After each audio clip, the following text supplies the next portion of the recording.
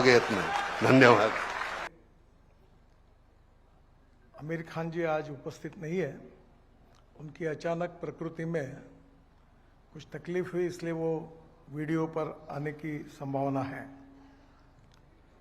हमारे आज के कार्यक्रम के अतिथि नाम फाउंडेशन के संस्थापक अध्यक्ष, प्रसिद्ध अभिनेता और मेरे ज्येष्ठ मित्र आदरणीय नाना पाटेकर जी, सुप्रसिद्ध अभिनेता और नाम फाउंडेशन के सचिव आदरणीय मकरंद अनासपुरी जी, महाराष्ट्र के जल संधारण मंत्री नामदार संजय राठौड़ जी, मंच पर उपस्थित हमारे नागपुर जिले के प्रमुख मंत्री और गढ़चिरोली जिले के पालक मंत्री आदरणीय आशीष जायसवाल जी, वर्धा जिले के पालक मंत्री और गृह राज्य मंत्री पंकज भोयर जी, हमारी ट्राइबल कम्युनिटी से नागपुर की पहली महापौर रही और अब राज्यसभा में सदस्य करके चुनकर आई ऐसी आदरणीय मायावती उनाते जी, हमारी महापौर नीताताई ठाकरे जी,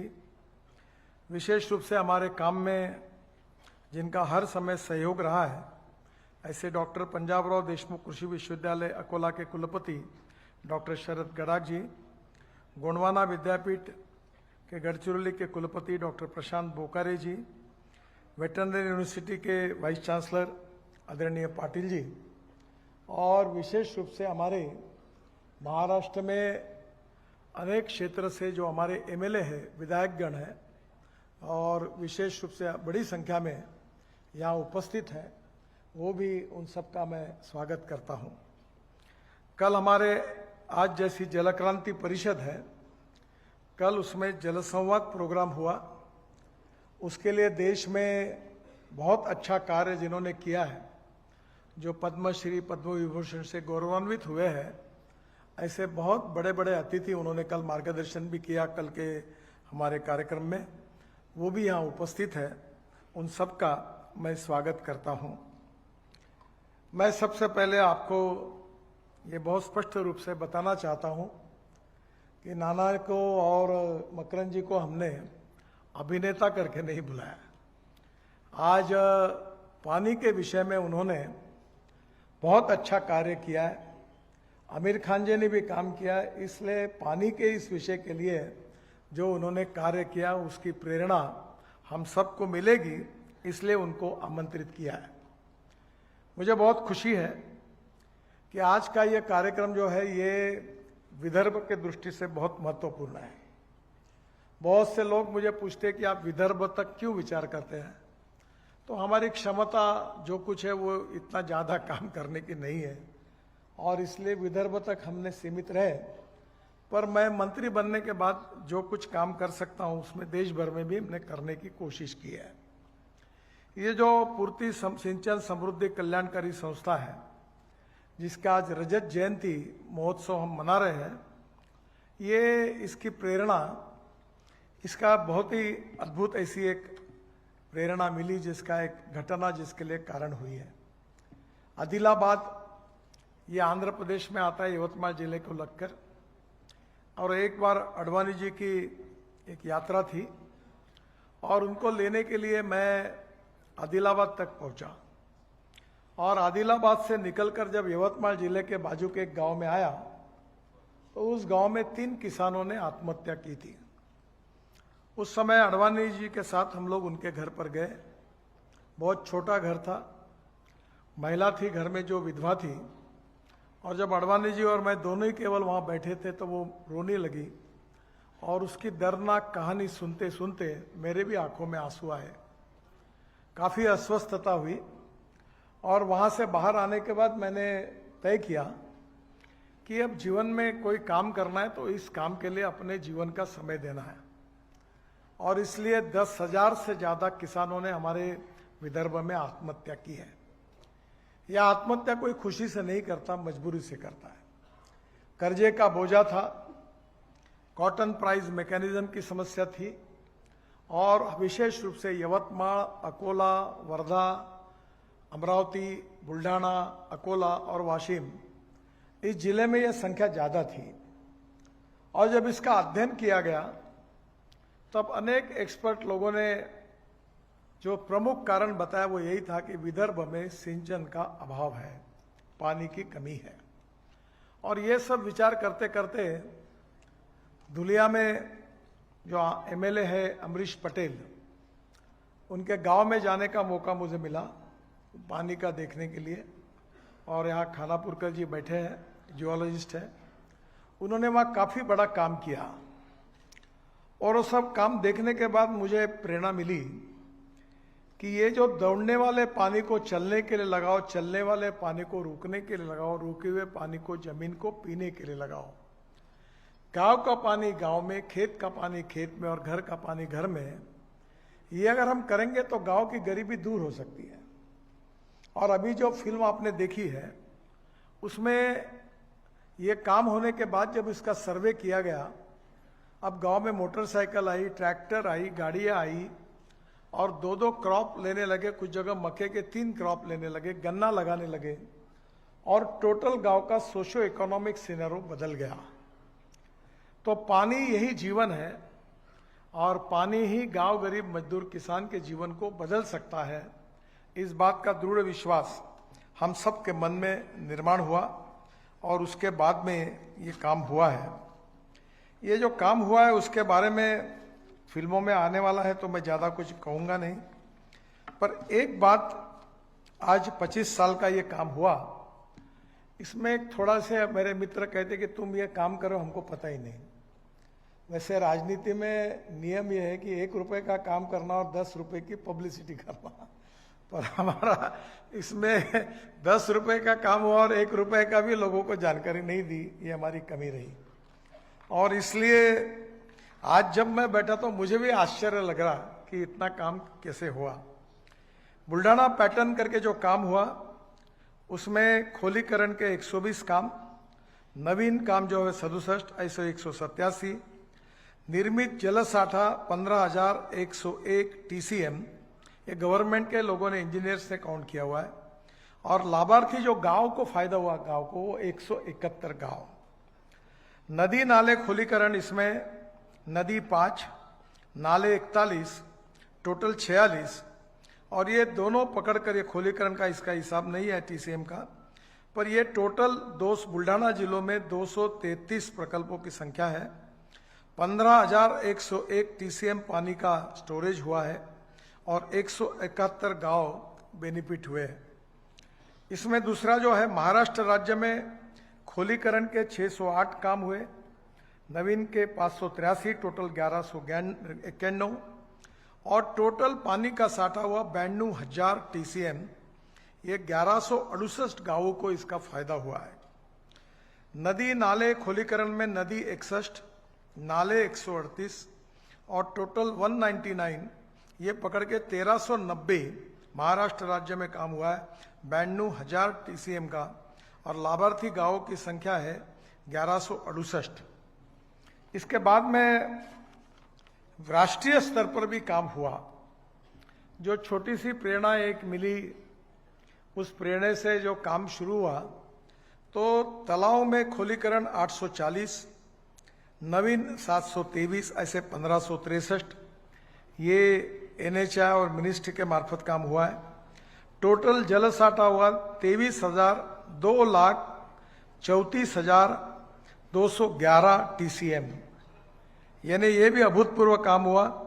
और इसके साथ नदी नाले खोलीकरण का, नदी 61, नाले 138 और 199 ऐसे प्रकल्प हैं। और ये पकड़कर पूरा 2,34,211 और टोटल गांव 1525। तो कल मैं 2 दिन पहले पंजाब के मुख्यमंत्री मेरे पास आए थे और पुणे चीफ सेक्रेटरी और सबको लेकर आए थे। तब मैंने देवेंद्र जी ने महाराष्ट्र सरकार के द्वारा जो नोटिफिकेशन निकाला था उनको दिया। जो जो राज्य के मुख्यमंत्री में आते हैं उनको हर बार कहता हूं कि ये काम करिए। और इसलिए मुझे बहुत खुशी है कि इस 25 साल में ये काम बहुत बड़ा हुआ है। अभी मुझे याद है कि कचरे में काम करने की जब शुरुआत की थी, तब कचरे को सेग्रीगेट करके, प्लास्टिक, ग्लास और मेटल को अलग करके कचरा रास्ते में डालने का काम हमने हाथ में लिया। और मुझे बताते हुए कि 1,40,00,000 टन इतना कचरा अभी तक हमने देश में रोड में डाल दिया है और 2027 के पहले हम पूरे देश को लीगेसी वेस्ट को दूर कर देंगे। मैं अक्सर दो फिलॉसफी की याद रखता हूं। एक है नॉलेज। नॉलेज ये पावर है, शक्ति है। Innovation, entrepreneurship, science, technology, research, skilled and successful practices, we name it as knowledge, and conversion of knowledge into wealth is the future. तो मैं सबको कहता हूं कि टेक्नोलॉजी का उपयोग करना चाहिए। मैं आपको बताते हुए मुझे खुशी हो रही है कि नागपुर ये देश का पहला शहर है कि हम टॉयलेट का पानी, जो नागपुर शहर के लोग टॉयलेट में पानी डालते हैं, उसको शुद्ध करके 10 साल से बेच रहे हैं और हमको 300 करोड़ रुपए साल के मिल रहे हैं टॉयलेट का पानी बेचकर। हमारा पानी महाराष्ट्र सरकार के ऊर्जा विभाग में कोराडी खापरखेड़ा में उसका उपयोग होता है। और अभी हमने जो नागपुर शहर का कचरा है उसके लिए नीदरलैंड से कंपनी को लाया है। प्लास्टिक, ग्लास और मेटल को अलग करके ऑर्गेनिक वेस्ट को बायोडाइजेस्टर में डालकर अब हम बायो सीएनजी तैयार कर रहे हैं।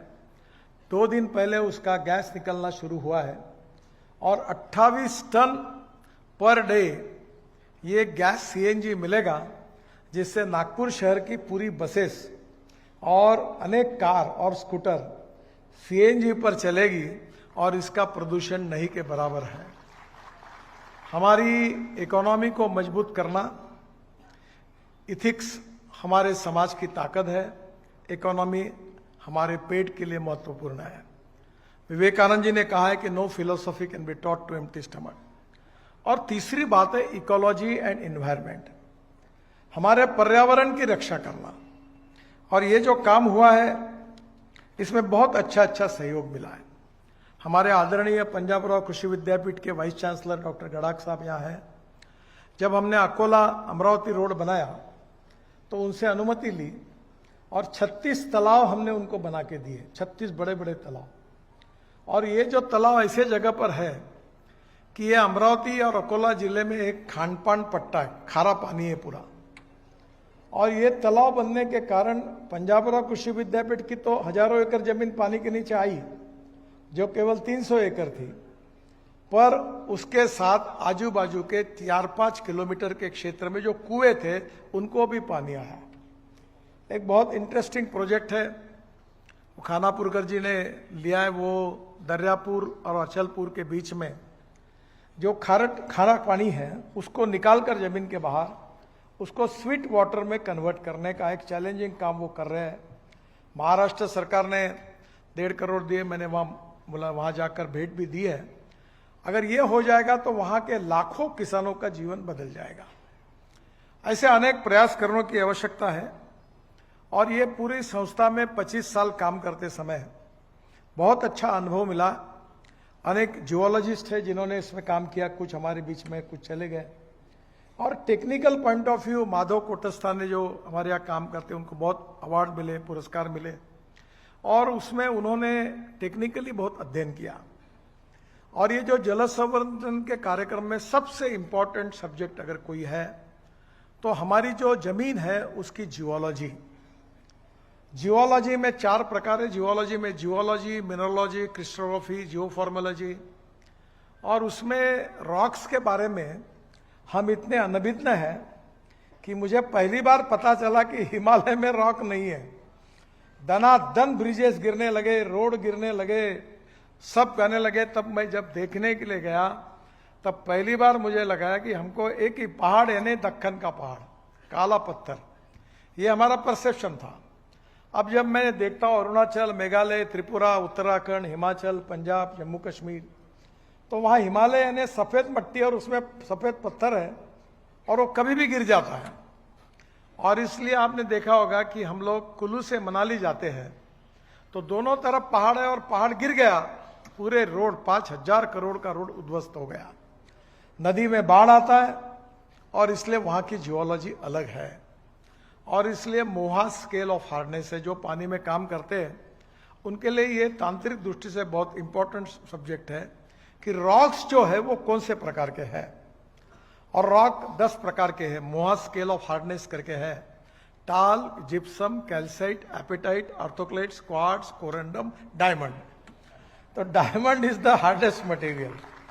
और हमारे यहाँ जो हिमालय में तो मिट्टी से है, पहाड़ के नाम से, और इसलिए हमारी सिंपल भाषा में पानी पीने वाला रॉक और पानी न पीने वाला रॉक, ये क्लासिफिकेशन है। और हम खोदते हुए अगर जब तक पानी पीने वाला रॉक नहीं लगेगा तो हमारे काम का कोई मतलब ही नहीं है। और इसलिए पानी पीने वाला रॉक जब तक लगता नहीं, जियोलॉजी के लोग साथ में चाहिए, तब तक पानी का संवर्धन नहीं हो पाएगा। तो हमारे टीम में इसमें बहुत अच्छा अध्ययन किया। कल मुझे समीर कुणावार, हमारे एमएलए हैं हिंगनघाट के, उन्होंने कहा कि मैंने आज एक कार्यक्रम की विशेषता ये है कि मैं बहुत इस बात के विरोध में हूं कि लोगों को फुकट में लाना, बसेस में लाना, खाना खिलाना और सभा में टाला पीटने के लिए लाना, ये काम मैं कभी नहीं करना। ये जितने लोग आए हैं, ये एमएलए, बाद में एक्स एमएलए, जिला परिषद सदस्य, पंचायत समिति सदस्य, और जो ग्राम पंचायत है उस ग्राम पंचायत के सरपंच और उनके गांव के पूरे सदस्य, इनका ही सम्मेलन है। और सब पार्टी कुछ नहीं, जात पंथ पार्टी का लेना देना नहीं है, सबको बुलाया। और अब आज हम हमारे 25 साल के बाद आप सबको बुलाकर अब एक संकल्प करने वाले हैं। और संकल्प यह है कि हर गांव में जल संवर्धन का कार्यक्रम हो, हर गांव में नदी नालों का खोलीकरण, रुंदीकरण हो, हर गांव में जो तालाब है उसका जो मट्टी पड़ी हुई पुरानी वो बाहर निकाले, जो डैम है वो बाहर निकाले। और हमारे अर्थमंत्री आशीष जायसवाल जी बैठे, मैंने उनको और राठौड़ जी को प्रार्थना की है कि सरकार के मार्फत सब काम करना चाहिए। मैंने कल भी कहा था कि गॉड एंड गवर्नमेंट का महत्व है, पर अब लोक सहभाग से जल संवर्धन की ये मूवमेंट बननी चाहिए। यही हमारे 25 साल पूरे करने के बाद हम सबका संकल्प है, और इसीलिए आप सबका सहयोग चाहिए कि आपके गांव में ये मूवमेंट आप शुरू करें। आपको कैसे मदद कर सकते हैं, आप वहां श्रमदान भी करना चाहिए। आप बहुत से लोगों का हम सत्कार करने वाले हैं, उन्होंने प्रतिकूल परिस्थिति में जल संवर्धन का काम किया है। और इसलिए मेरा अनुरोध है कि हमारे हर गांव में अब यह जल संवर्धन का काम आपको करना है। अगर जल होगा तो अच्छी खेती होगी, अच्छी खेती होगी तो किसान का उत्पादन बढ़ेगा, किसान का उत्पादन बढ़ेगा तो पर कैपिटा इनकम बढ़ेगा, और उसके कारण सामाजिक आर्थिक परिवर्तन होगा। गांव गरीब मजदूर किसान की गरीबी दूर होगी।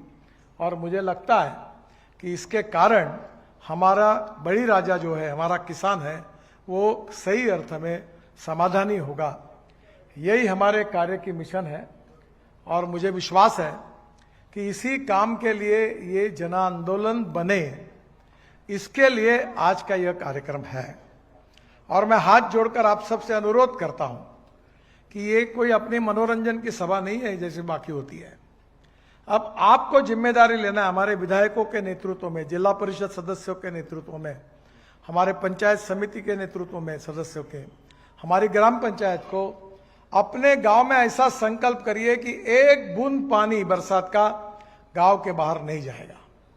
जितना पानी आएगा उतना जमीन में जाएगा। आप देखिए ये सरकारी नौकर क्या करते हैं, नौकरी करते करते हर महीने बैंक में डिपॉजिट करते हैं, और जब पीए पर जब पैसे मिलते हैं तो रिटायर्ड होने के बाद फिक्स डिपॉजिट में डालते हैं, फिर उसका ब्याज और जमा किए हुए पैसे का ब्याज मिलकर फिर रिटायर्ड होने के बाद उसके ऊपर अपना जीवन निर्वाह करते हैं। क्या पानी के लिए हम ये नहीं कर सकते? क्या पानी को हम जमीन में डिपॉजिट करके जब जरूरत पड़ी तब नहीं निकाल सकते हैं? एक तरफ बाढ़ के कारण बर्बादी हो रही है, लाखों करोड़ रुपए उद्ध्वस्त हो रहे हैं, और दूसरी तरफ उसी गांव में बाद में पीने के लिए पानी के लिए मोहताज हो रहे हैं। क्या ये परिस्थिति बदल नहीं सकती? बदल सकती है। सरकार अपना काम कर रही है। मैं वाटर रिसोर्स मंत्री था, 49 नदी जोड़ प्रकल्प के डीपीआर मैंने बनाया। अभी केन बेतवा उसमें से शुरू हुआ, और अभी पोलावरम करके आंध्र प्रदेश में 60,000 करोड़ का एक डैम मैंने उस समय मंजूरी दी, पैसा दिया। और जब ध्यान में आया कि गोदावरी का 1300 टीएमसी पानी ये समुद्र में जा रहा है। तो हमने योजना बनाई थी कि गोदावरी का जो एक्सेस वाटर है समुद्र में जा रहा है वो पेनार में, पेनार का कृष्णा में और कृष्णा का कावेरी में, टेल एंड को तमिलनाडु और कर्नाटक को सब पानी मिलता। मैंने उस समय तमिलनाडु के मुख्यमंत्री और कर्नाटक के मुख्यमंत्री को मेरे ऑफिस बुलाया, योजना समझाई और मैंने कहा पानी है, तुम क्यों झगड़े करते हो? अगर ये योजना हो गई तो पूरा तमिलनाडु में पानी मिलेगा, कर्नाटक में पानी मिलेगा। पानी है, पानी की कमी नहीं है, पानी के नियोजन की कमी है। भारत और पाकिस्तान की निर्मित होने के बाद 3 नदियां भारत को मिली, 3 पाकिस्तान को मिली। हमारे अधिकार का पानी जो 3 नदियों का वो पाकिस्तान में जा रहा है। ये जैन हमारे विभाग के अधिकारी है, अभी भी बड़े पद पर है। तब मैंने पूछा कि क्यों नहीं रोकते पानी, अधिकार का पानी है। और मैंने कहा ये पानी रोको। और पंजाब, हरियाणा और कश्मीर के तीनों मुख्यमंत्री को बुला के कहा ऐसे झगड़ा करते हो आप, जैसे भेड़ बकरी झगड़ा करते, कुत्ते झगड़ा करते, वैसे रोज झगड़ा करते हो। ये कितना पानी पड़ा है जो पाकिस्तान में जा रहा, आप उसके लिए कुछ नहीं बोलते। तब मैंने तीनों की साइन लेके वो पानी डाइवर्ट करके राजस्थान के 8 जिलों तक पानी मिलेगा, पंजाब हरियाणा को पानी मिलेगा, इतना पानी है। हमारा जो गंदा पानी है उसके आधार पर हमने मथुरा में मैंने एक प्रोजेक्ट किया था कि 80 MLD जो गंदा पानी था उसको साफ किया और हाइब्रिड एन्युटी में प्रोजेक्ट डाला और पूरा प्रोजेक्ट जो 300 करोड़ का था वो 40 करोड़ में बना। और जो हमारे त्रिवेणी इंजीनियरिंग कंपनी ने लिया हाइब्रिड एन्युटी में, और वैद्य साहब जो अभी इंडियन ऑयल के चेयरमैन थे उनको कहा कि आप पानी कितना लेते हो, कितना पैसा देते हो? बोले 25 करोड़ यूपी सरकार को देता हूं। मैंने बोला वो बंद कर दो, ये पानी आप लो और 20 करोड़ रुपए दो। तो पीपीपी मोड पे हो गया और आज वहां मथुरा का 90 MLD गंदा पानी शुद्ध भी हो गया। ऐसे अनेक जगह पर है कि पानी जहां जहां है वो पानी का शुद्धिकरण, नदियों को बचाना है। हमारे पास कोई डिपार्टमेंट नहीं है, रोड मेंटेनेंस हम करते, नदी जो मेंटेनेंस का कोई काम नहीं। जो आता वो गंदगी करता है, प्लास्टिक फेंकता है, कचरा फेंकता है। अभी हम अंबोरा में बना रहे वहां अस्थि विसर्जन का, तो मैंने कहा अलग बनाओ नदी में पार्ट और वहां अस्थि विसर्जन होगा। नदी गंदी नहीं होगी, नदी साफ रहनी चाहिए, स्वच्छ रहनी चाहिए, नदी में कचरा नहीं होना चाहिए। ये जिम्मेदारी सरकार की है, देश की है, पर हमारी नहीं है। हम अपने गांव की नदी के पानी का शुद्धिकरण करेंगे, स्वच्छता रखेंगे, ये हमारी जिम्मेदारी नहीं है। और इसलिए आने वाले समय में waste to wealth and knowledge to wealth, गंदगी से भी संपत्ति मिल सकती है। No person is waste and no material is waste, it is depending upon the appropriate technology and appropriate vision that you can convert waste into wealth. अभी 25 किसानों में अपने बायोमास से डांबर बनाया, मैंने उनको लाइसेंस दिए। अभी हमने परली से राइस स्ट्रॉ से इथेनॉल बनाया, मैं गाड़ी में बैठ के आया हूं, 100% इथेनॉल पे चलने वाली है और पेट्रोल की और 60% बिजली तैयार करती है। पेट्रोल की तुलना में अगर हिसाब लगाया तो 25 रुपए लीटर पेट्रोल का भाव होता है। अब ट्रैक्टर भी आ रहा है और अभी 4 तारीख को मैं मारुति सुजुकी कंपनी की पहली गाड़ी दिल्ली में ग्रीन फ्यूएल इथेनॉल पर चलने वाली इनॉग्रेट कर रहा हूं। अब टाटा, महिंद्रा सब आ रही। हम 22 लाख करोड़ का इंपोर्ट कर रहे हैं। ये इंपोर्ट हम रोक सकते हैं और इस देश के किसानों को ऊर्जा दाता और ईंधन दाता बना सकते हैं। अब तो प्रूव हो गया। मैं 2004 से कहता था तो लोग मुझे हंसते थे, अब सब मानने लगे, क्योंकि अब देखो गैस की कीमतें बढ़ी, पेट्रोल की कीमतें बढ़ी, जरूरत नहीं हमको इसकी। अब हमारी इलेक्ट्रिक कार है, मैं मंत्री हूं, इलेक्ट्रिक कार, इलेक्ट्रिक स्कूटर, मेरे घर पे इलेक्ट्रिक ट्रैक्टर है। अब परिस्थितियां बदल रही है, हमें पर्यावरण की रक्षा करनी है, एयर प्रदूषण को समाप्त करना है और कचरे से संपत्ति को निर्माण करना है। और जो इकोलॉजी और एनवायरमेंट है, जल प्रदूषण, ध्वनि प्रदूषण, वायु प्रदूषण से समाज को मुक्ति देनी है। ये काम लोक आंदोलन करके होना चाहिए। जो सम्माननीय अतिथि बैठे सामने, मैं इनको विशेष रूप से हाथ जोड़कर अभिवादन करता हूं। 10-12 लोग पद्मश्री, पद्म विभूषण, रिसर्च, ये अपने अपने क्षेत्र में लोगों को प्रेरणा देकर इतने बड़े बड़े काम कर रहे हैं। नाना इतने बड़े अभिनेता होने के बाद मैं उनके कार्यक्रम में पुणे में गया था, ऐसे ही सब लोग थे। जल संवर्धन का काम कर रहे हैं, मकरन जी कर रहे हैं, आमिर खान जी कर रहे हैं, और ऐसे अनेक लोग हैं ज्ञात और अज्ञात, वो इस काम में काम कर रहे हैं। पर जितनी समस्या बड़ी है उतनी काम करने वालों की संख्या अभी भी कम है। उसको बढ़ाना होगा, उसको जन आंदोलन करना होगा। और आप में से एक एक को अपने गांव में अपने को जल संवर्धन का काम करना है। मदन लाल धिंगरा करके हमारे क्रांतिकारक थे, वो एक कहते थे कि अंग्रेजों की सत्ता तो बहुत मजबूत है, बलदंड है, पर सब हिंदुस्तानी एक समय थूक भी देंगे तो भी अंग्रेज बह जाएंगे। पर हमारे इतिहास का दुर्भाग्य रहा कि एक समय हम थूकने के लिए भी एक नहीं हुए। ऐसा नहीं होना चाहिए।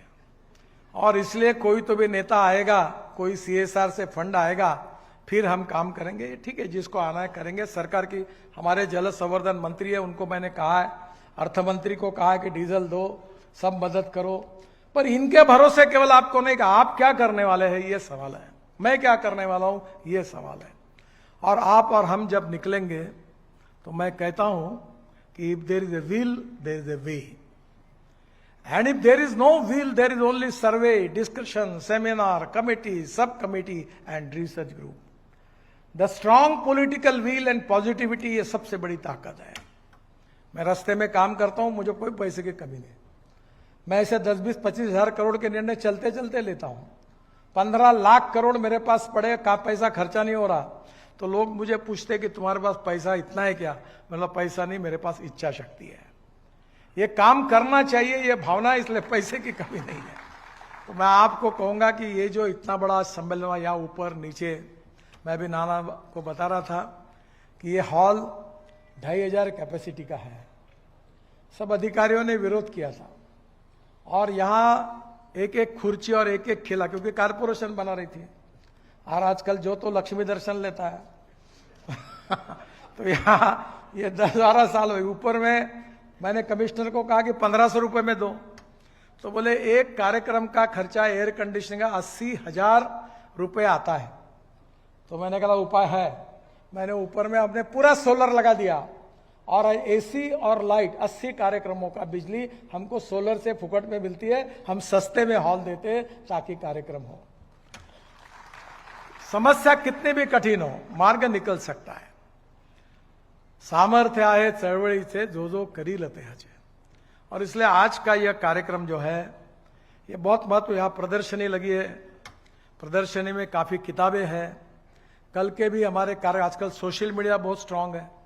कल हमारा कार्यक्रम हुआ तो मुझे बताया गया कि 1,13,00,000 लोगों ने कार्यक्रम, कल के आपके भाषण देख सुने। और आज का कार्यक्रम तो मैं पक्का करूं कि 2 करोड़ लोग देखने वाले हैं। लोग देखते हैं। मैं बड़ा मीडिया सेवी नहीं हूं, मेरे को 2.5 से 3 लाख रुपए महीना यूट्यूब से मिलता है, क्योंकि भाषण देने के बाद जो देखते उसकी रॉयल्टी मिलती है। आजकल कोई, आप कहीं भी बोलो, अमेरिका में पहुंच जाता है, वहां से फोन आता है कि आपका ये भाषण ऐसा ऐसा था। तो अभी हमने इसमें मीडिया का भी अपना उपयोग किया है, सोशल मीडिया का। आप भी सोशल मीडिया का उपयोग करिए, एक ग्रुप तैयार करिए, लोगों का सहभाग लीजिए। मुझे याद है हमारे मोहन धारिया जी जब थे तो अपने फर्टिलाइजर की बैग में नाले की रेती भर के वनराई बंधारे तैयार होकर पानी को रोका था। गिरीश गांधी जी उसमें काम करते थे, बहुत काम किया। अब मुझे लगता है कि कहीं ना कहीं उपाय ढूंढना है। और मैं बेनिफिशियरी हूं, मैं दुनिया की बात नहीं करता। मेरे यहाँ 60 एकड़ खेती है। 3-4 साल पहले मेरे यहाँ मार्च अप्रैल मई में 1 घंटा पंप चलता था, 3 हाउस पावर का था। आज मेरे यहाँ 3 कुएं पर 7.5 हाउस पावर के 3 सोलर पंप है दापेवाड़ा में। और वो जो पंप है उसमें 8 घंटे मुझे पानी मिलता है। पूरा 60 एकड़ इरिगेटेड है, ऑर्गेनिक फार्मिंग है। केवल गन्ने को नहीं है, गन्ने में मुझे 88 टन यानी 880 क्विंटल 1 एकड़ गन्ना हुआ। 1 किलो का प्याज हुआ, 1 किलो 300 ग्राम का बैंगन हुआ। और नहीं कुछ तो इस सबसे 1.25 करोड़ का एग्रीकल्चर इनकम हुआ। मेरे यहाँ दाल हुई, 1 एकड़ में 15 क्विंटल तूर हुई ऑर्गेनिक। उसका ब्रांडिंग किया गांव में। अब वो नागपुर के सुपर बाजार में बेचने का काम किया। और अभी हमने 5 ऑर्गेनिक फ्रूट वेजिटेबल के दुकानें भी, 3 शुरू हो गई, 2 शुरू हो रही है। ये मेरा धंधा नहीं है बरा, नहीं तो आपको होगा कि मैं कोई धंधा कर रहा हूं। मैं अब किसानों को इकट्ठा करके ऐसी सिस्टम बना रहा हूं कि तुम्हारी साफ सुथरी ऑर्गेनिक फर्टिलाइजर और पेस्टिसाइड मुक्त सब्जी लाओ, बेचो, 10% दो, एयर कंडीशन मार्केट होगा, आप ही बेचो, आपका भाव आप ही तय करो। धीरे धीरे परिस्थितियां बदल सकती है। हमारे यहाँ ये कल्याणकारी इसमें संस्था है, जोशी और बाकी सब है इसमें। अभी हमने यहाँ एक फ्लोटिंग सोलर पैनल के आधार पर एक लिफ्ट की योजना बनाई है। कौन सा गांव अपना? मुरादपुर, और आदिवासी गांव है। ऐसे अनेक आदिवासी गांव है, ट्राइबल गांव है, गरीब लोग है, बच्चे स्कूल में जा नहीं सकते। उनके जीवन को बदलने की ताकत पानी में है, और ये पानी अब आपको दिखाना है। आपके गांव में आपको यही काम करना है। बोलने लायक तो बहुत कुछ है, पर आज हमारे बीच में काफी अच्छे अच्छे लोग आए जिन्होंने विशेष रूप से काम करके दिखाया है। ऐसे लोगों का हम सत्कार कर रहे हैं। सत्कार इसलिए नहीं कर रहे कि केवल उनका सत्कार हो, सत्कार इसलिए कर रहे हैं कि उन लोगों ने जो काम किया इसलिए उनका सत्कार हुआ। तो अगले बार इस हॉल में बैठे हुए हर व्यक्ति का सत्कार करने का मौका हमको मिलना चाहिए, ये प्रेरणा उसको मिले, इसलिए सत्कार कर रहा हूं। और इसलिए मैं हमारी संस्था के 25 साल जो हुए उसके बाद अब हमको लगता है कि इसका जन आंदोलन बने, और आगे चलकर आखिरी इच्छा हमारी यही है कि हम जिस भूमि पर रहते यहाँ के भूमि पुत्र हैं, जहां 10,000 किसानों ने आत्महत्या की है, वो हमारा विदर्भ आत्महत्या मुक्त बने, किसान समृद्ध बने, गांव गरीब मजदूर किसान का कल्याण हो, युवाओं को रोजगार मिले। किसान केवल अन्नदाता नहीं, ऊर्जा दाता, ईंधन दाता, हवाई ईंधन दाता, विटामिन दाता, अब हाइड्रोजन दाता, सब टेक्नोलॉजियों के सक्सेसफुल हो गया। तो किसान को विकास के नए मार्ग पर ले जाकर अब स्मार्ट विलेज बनाना है। मैं अभी इसी महीने में एक स्मार्ट विलेज का भूमि पूजन कर रहा हूं, बावनकुळे साहब को बुलाकर। 500 लोगों को मकान मिलेगा, 5 लाख रुपए का, जिंदगी भर बिजली मुफ्त, पानी मुफ्त, और आइडियल स्मार्ट सिटी बना रहे। ये बन सकता है, और इस सब के लिए अब आप भी इनिशिएटिव लेकर काम करें और प्रेरणा ले। इसीलिए प्रेरणा देने वाले सब लोगों को हमने बुलाया है कि जिनका इसमें काम है, इस चिंतन से, मनन से एक नई दृष्टि लेकर हम काम करेंगे।